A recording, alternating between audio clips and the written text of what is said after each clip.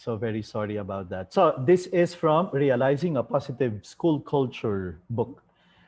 And then we go on to, um, well, series. A very important point from Transforming School Culture, How to Overcome Staff.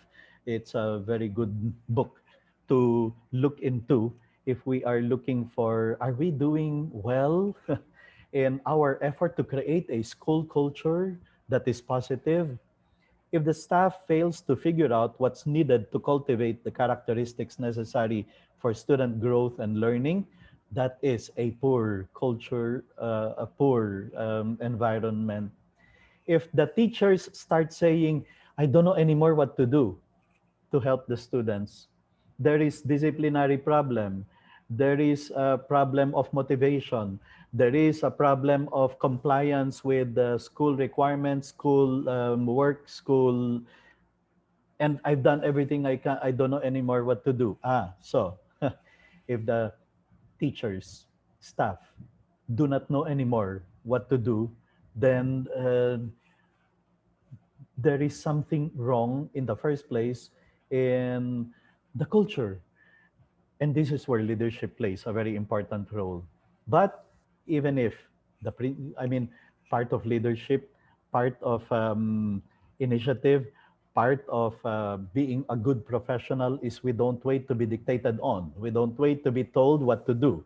We are going to work on being able to find solutions, find ways. That's why sometimes your faculty development session can just be a meeting of the teachers discussing what else can we do better. You don't need a speaker. You don't need an invited guest. You don't need an expert to join you in. Even just the teachers discussing what else can we do to make things better. What else can we do to improve attendance of the students, punctuality of the students, to address the absenteeism, to address the lower performance of the students, etc. Even just discussing among yourselves to find solutions to obvious problems or difficulties that are there that you see is already by itself addressing in a positive way or creating a positive culture. Here are 11 proven ways to build a positive school culture. Number one, create meaningful parent involvement. And I know we have some teachers here who come from PAREF schools, Parents for Education Foundation. They are the expert on getting the parents to collaborate. And by collaborate here, I don't just mean, because this is a wrong impression of some teachers when they hear school, homeschool collaboration. Let's ask for donations from the parents. Let's ask them to give materials. Okay, that's a very nice way of collaborating, but that is not the utmost or the most important way that parents collaborate with a school. The parents, in a very special way, should collaborate first and foremost in forming the character of their children and in making sure that at home the kids are working to be able to achieve the objectives of the school. You see, the parents should collaborate with the school in attainment of its objectives. And whatever it is that the school has set for itself as its mission, vision. So, what is your school seriously, genuinely, and primarily after? Is it spiritual formation? Okay, if you have set that for yourself, you need the parents to get involved. You need, for example, the parents to commit themselves that they will bring the kids to Sunday Mass if they're Catholics, to Sunday worship if they are of other denominations, religions, but to the practice of the faith at home. um, it cannot be that the parents deposit their kids at school to the at the gates of the school and then they say, "You take care of everything." That's not effective education. A hallmark of any great school, according to James Tenson, a hallmark of a great school is its efforts to get the parents to get involved, to collaborate, to help to support the school in more ways than just donating, in more ways than just paying their tuition on time. Create meaningful parent involvement. Get uh, there is one school in the US that was given the School of Character recognition by character.org, which used to be CEP, Character Education Partnership.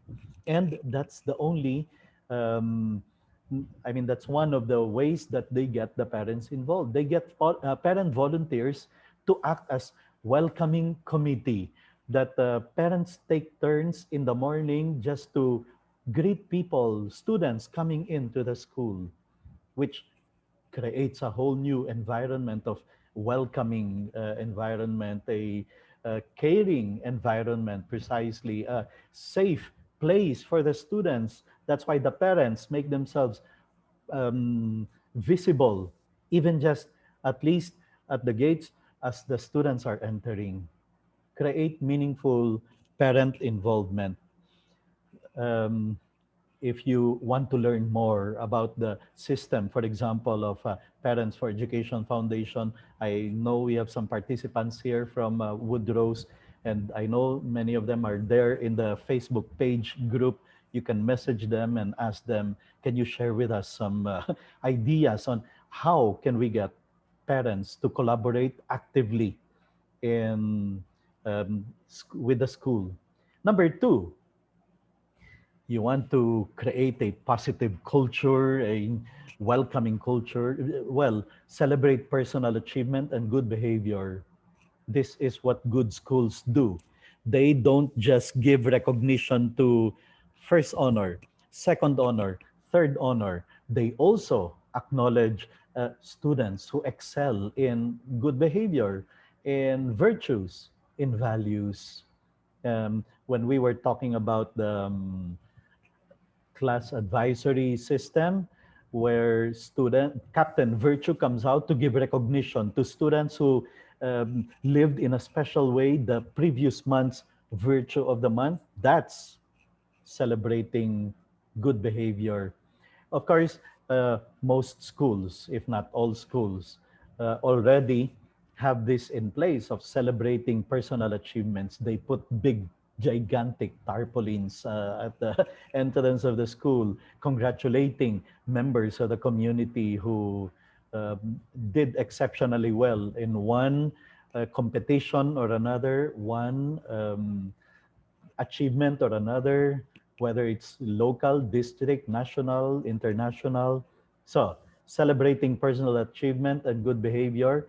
And when I talked about this in the in my class advisory, I told you we celebrated birthdays. We never failed to greet classmates, teachers, parents for their birthdays. I went one step even beyond that. I showed you yesterday my system. I even made sure I got to greet the parents on their wedding anniversary. It's one of the things they fill up in the form. By the way, later I'm going to post in the Facebook page the class advisory manual that I got to produce and put together throughout these years that I have been doing class advisory. And most of the things I mentioned in the session yesterday, transforming your school to do the power to do powerful, effective class advisory. Um, Most of the things I mentioned in the presentation can be found also there in the manual for class advisors. Number three, establish school norms that build values. And this is already in place if your school has what we call the core values. I visited many schools around the Philippines, and many would have this clearly displayed, very visible all over the campus. When you enter their school, you will see the school's mission, the school's vision, and then the core values. But I've also visited some schools where I asked them, by the way, ma'am, what's the school's mission vision? And then the teacher would say, "Ay, sir, we have a tarpaulin on that. I'll accompany." Ah, no, we transferred it already in the other side. So in that case, it looked like it's just a tarpaulin. It's just a poster. but it's not alive. It's not talked about.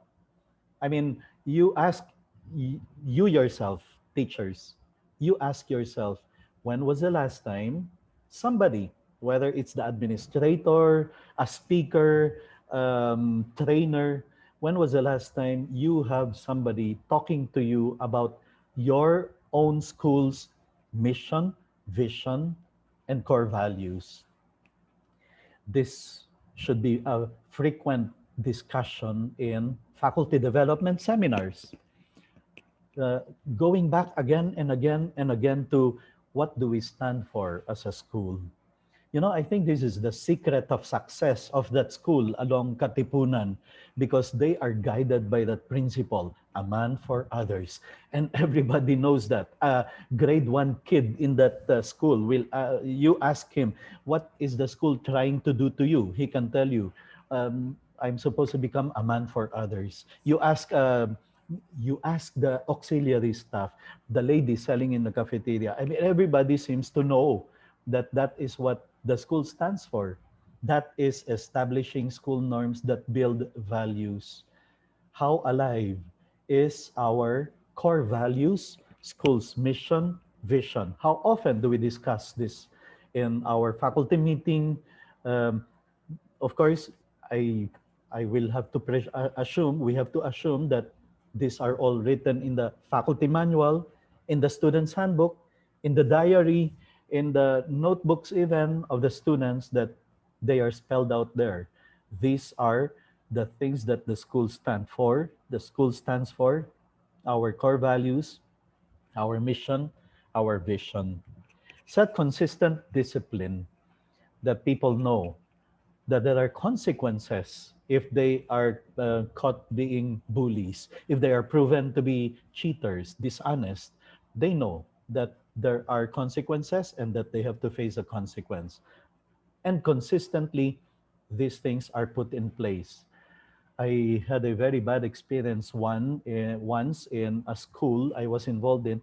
I taught in so many schools: CRC College, Paref Westbridge School, St. Joseph School of Iloilo City, one of the top schools in Region 6. I also taught in Bannister Academy, Paref Southridge, Paref Northfield, and then University of Asia in the Pacific. I also got to teach in a Chinese school in Iloilo, Iloilo Chinese Commercial High School, Washung. And I was consultant to many other schools. And well, in one school that I remember teaching in, there was a student who was caught with cigarette. Okay, and the school policy stated that it's an offense. But he happened to be a son of a board member. And the board member comes to the school to talk to the officers. And suddenly the policy was changed, that the son did not need to be suspended because he was not caught smoking. He was just caught with that cigarette in his bag. That did not deserve a suspension. A change, an inconsistent application of rule. I mean, that's not consistent discipline. So that's when you get problematic results. It becomes even a toxic environment where the teachers now start thinking, this is how things work here. People can just easily change rules along the way. Toxic. That's not positive. Here's here's number 5. All throughout these 5 days, 6 days that we've been together, you keep on hearing about modeling. We keep on hearing about, we teachers are the role models for our students, because the only effective way to teach character is through the example of our life. Well, we have to model the behaviors we want to see in our school. You want your students to be kind, show kindness. You want your students to be respectful, show respect. Don't resort to shouting, screaming, and yelling, etc. That's why we had to spend one day last Thursday talking about classroom management, how to get the students to do what you want them to do without you having to resort to shouting, screaming, yelling, losing our patience, losing our self-control. No? Okay, number 6, engage students in ways that benefit them. That's why I'm a firm believer, and I mentioned it to you, of student organizations, for example, leadership, student councils, get them involved, get them, um, make them own many things. You want the you want the school to be bully free, make the students own that and let them come up with ideas on how we can make our school bully free, a kindness zone. Get them engaged in solving problems that are there inside the classroom. That's why one of the strategies I taught you is the 20 class meetings that you can do with your students, because that's a way of giving them voice and responsibility. And then to get them engaged in working things out so that things go well in your school. Here's number 7, create rituals and traditions that are fun for students and teachers. These are very important. Now, we are in this online situation. Try to discover new rituals and traditions, or ways of being able to keep certain rituals and traditions alive, even if we are in this situation. It's very wonderful, for example, to see Woodrow, Southridge, those part of schools still proceeding with their family day celebration. Even if we cannot be there in the field, we cannot do what we've been doing for the last 30 years. Well, they managed to come up with the activities to get the families still together, cheering for their teams, cheering for their colors. It's amazing. Those are rituals, traditions, and they are fun for students. Many students look forward to them, and teachers have got to become involved. Because I remember, sometimes in the effort of the school to make this family centered, okay, parents involved, students involved. Ah, wait, we've forgotten. The teachers are in the faculty room and they're eating lunch there in their room while everyone is in the field. But they've got to be involved. They've got to be part of the tradition and the rituals and the celebration. Let's not overlook that. So you have things like this. I'll tell you, for example, in Southridge, Westbridge, Northfield, Bannister Academy, I mobilized the student council, the student leaders. Let's make day one of the school year fun, exciting for everyone. And this is what some student councils, for example, have done. And I hope you can do something similar in your respective schools. For example, our criterion is the teachers have to be surprised on day one. They're not expecting it. So the night before the first day of the school year, of course, we may have to think of other creative ways to do this online, but think face-to-face setup. The day before the opening of the school year, usually we would have to do it in the evening when the teachers are not there in the school anymore. We would start putting up balloons all over and motivational quotations in how they call this, laminated plastics, posted on all the teachers' tables, like, you are making a big difference. Thank you for committing yourselves to the teaching profession. You touch lives. A teacher is like a candle that burns itself for the sake of others. And then we make sure there is zesto and saimada for the teacher, for every single teacher on day one. And even better, here's a student council that even had the brilliant idea, sir, let's put brewed coffee early in the morning. Let's set up brewed coffee stations for the teachers. Fantastic. And then, of course, that's for the teachers. Then for the students, those balloons, those confettis, and the student council would come in gala attire with a big banner here saying, how can I help you? And they would be at the entrance of the schools welcoming, especially the new students. And you're going to notice who the new students are, especially among the kids, because they're coming with their parents. And so you help them find their classroom, you help them even carry their bags to accompany them. You ask the, and that creates a, and it has become a tradition in most of those schools that I have taught in, that we implemented this. And that's the kind of ritual, tradition that the students and teachers look forward to. They like it. One of the things I tell administrators, principals, please make sure your Teachers' Day celebration is a very meaningful one, because that is the time when we remind the teachers, you have chosen the best profession there is. You have chosen the most noble job you can possibly choose. Please hang on to it, stick to it, and be a good one. It's very sad when I see some schools. How do you celebrate Teachers' Day? Ah, no classes. Very nice. But that's it. I mean, where's the celebration there? Okay, some teachers need a good rest. But in Southridge, in Northfield, and in Bannister, what we did was on Teachers' Day, the students take over the class. They actually hold the classes, especially in the lower grades where they are capable of tackling the lesson. They prepare for it. And the students, even the senior students, they even dress up like teachers with necktie, and it's fantastic. And for all you care, some of these students will discover that that is their vocation. They want to become teachers someday, just because of that experience. Family days, Christmas program, Love in Action Day. I remember Mr.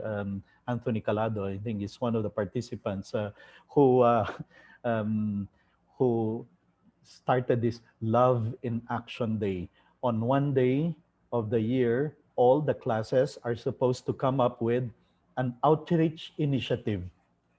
And it's almost like a competition, but it's like one day and everyone is out there. One class will choose to go to an orphanage, one class will choose to go to a home for the aged, one class will go to a hospital, visiting children's hospital where the kids are so young and yet dying, so sick.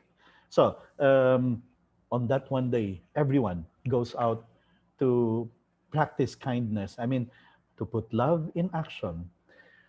Now, when I talked about that in one school, they told me, sir, here we don't just have one day in one love in action day. We have 100 days of kindness leading up to, and they were surprised. The 100 days unexpectedly ended up with February 14, Valentine's Day celebration. How perfect can it get? And on those 100 days, there were challenges that the students had to do. Pep rally, where students gathered together, cheering for the varsity teams, cheering for the achievers, cheering for the students that competed in the MTAP, in the Math Olympiad, and it's fantastic. So you can come up with other rituals and traditions that the students start looking forward to, and they are the ones that contribute to creating a positive culture, a very healthy school climate. Number 8, encourage innovation in the classroom. Teachers should be in the constant lookout for better ways of doing things, better strategies, better um, techniques that by which the students will be able to learn more, by which the students will be able to come up with more fantastic exhibits, demonstrations, projects, outputs, and teachers should know that this is something encouraged. In fact, this is the reason why one of the things I mentioned, I think on day one, a good teacher would want to visit classrooms, stealing ideas, getting ideas on how do the master teachers do it? How do these senior teachers who have been doing this for 20, 30 years? How are they able to discipline the class? Um, a good school would have that kind of culture where they want to learn from each other because they are encouraged to look for better and better ways, even new ways, innovation, to get the lessons more effectively, to get the students learn better. Number nine, professional development for teachers. And somebody posted in Facebook on day one, or I think day two, she was saying, in my 10 years of teaching, this is the first time. She was just attending our seminar. For the first time in my 10 years as a teacher, I finally got to attend a spectacular, a good seminar, and the globe did not cooperate. She lost her signal. So I had to send her the recording. So all good in the end. But um, I felt very sad because why should it be that way? The teachers um, should be given professional development seminars, sessions, trainings. And as I said, sometimes you don't even need to invite officers or how they call this, trainers. If you don't have the budget, no problem. Just get the teachers to sit down together and discuss strategies that they can share with the others, that we can learn from each other, or simply watching together as a faculty the many teacher training recordings, videos available in TED Talks, in YouTube, in Edutopia. I mean, there are just so many of these materials available.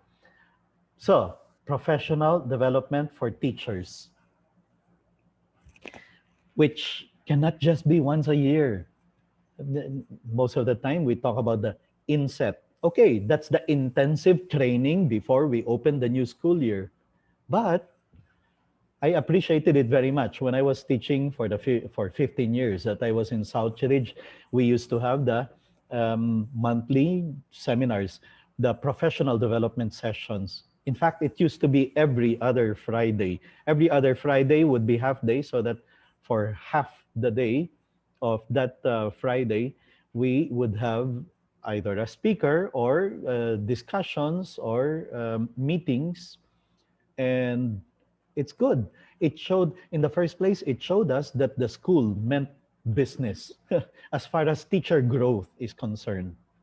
And then they say that the only effective way to really teach, the only effective way to teach better inside the classroom is through class observation, where an officer or a peer even can observe our class, and then there's the post-observation chat. Just observation. What good did I see? What bad or certain things that maybe you should not have done, and then what can you do to improve in your craft, in your so this is not a like checking in on the teacher, spying on the teacher. No, it's a growth opportunity, because a good teacher would always want to be better, to do things better and better. And so we love these class observations. We welcome people to come inside our classroom and then to give us feedback, mentoring, one on one. That's the only effective way to really become better as teachers. Reading and video resources made available to the teachers, um, and as I said, really, there are so many available free materials online. Well, I'm going to share with you now a secret. I have invited you to my Facebook page, Better Teachers. There is another Facebook page I have. It's called Man Rentoy Downloadables. If you look for that, Man Rentoy Downloadables, there are fantastic free books there. In fact, in one post, 20 books that you click on the link and it will lead you to a Google Drive that has fantastic materials and videos. Some of them videos that are supposed to make you cry, to get inspired, to realize the nobility of your profession. So you can look for that. Give me time. I will have to admit you to the group because it's a closed group. It's visible, but it's closed. You have to be admitted. And once you're in, scroll down all the way down, download all the things that attract you there. Some of the things I shared with you already are also there, and then more, a lot more. Faculty development seminars may also include recollection, guided prayer, Holy Mass. If your school is a Catholic school, definitely you will have to be concerned about the growth of the teachers as a person, especially if you're a Catholic school. Now, you are a non-Catholic school, you can still find ways that your teachers can grow spiritually.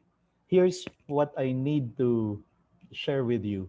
In my 34 years as a teacher inside the classroom, I've come to admit that at a certain point, you will say, I can only do so much. I can only do so much. The rest, God will have to take care of. And in fact, that's a hallmark of a great teacher. When you reach a point where you start praying, actually praying for your students, that student who doesn't seem to respond to your push, your motivation, that student who doesn't seem to have the right values anymore, that student who doesn't seem to know respect and responsibility, at a certain point, you come to realize, uh, that's beyond me. Only God can move the heart of that guy. I will have to pray for that person. When you've reached that point, you are a real teacher, educator in the real sense of the word. You are not just concerned about passing or failing. You're not just concerned about if the person can pass the unit test or the final exam, that you are actually concerned about that human being saved, even becoming a good person. Number 10, maintain the physical environment of your school. And I'm lucky that I studied in Southridge. I mentioned to you, I belong to the very first batch of students of Southridge. And there we were taught that even the walls teach. That's why you will never find any graffiti in our comfort rooms, in the bathrooms, on the walls, or anywhere in campus. You will never find a graffiti. If they find one, they take a picture perhaps for record to be able to investigate. And then uh, the janitors and auxiliary people are trained or are told to make sure it disappears, because one graffiti is like an invitation to the 10 others to add more. So check your bathrooms, check your walls. If there are graffitis, you need to work on it, because even the walls of your classrooms, of your bathrooms should be teaching high standards, teaching order, cleanliness, character. That's why it's important. Maintain the physical environment of your school. And then I mentioned it already, frequent evaluation of school climate, that we are concerned. We want to know, how are the teachers, how are the students, and how are the parents. Feedback matters. Now, I've met some administrators, teachers who are very skeptic of both students and parents.